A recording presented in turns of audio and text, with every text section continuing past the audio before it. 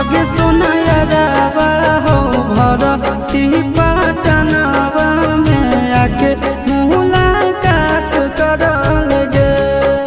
आगे चली जाइबौ छोड़ी के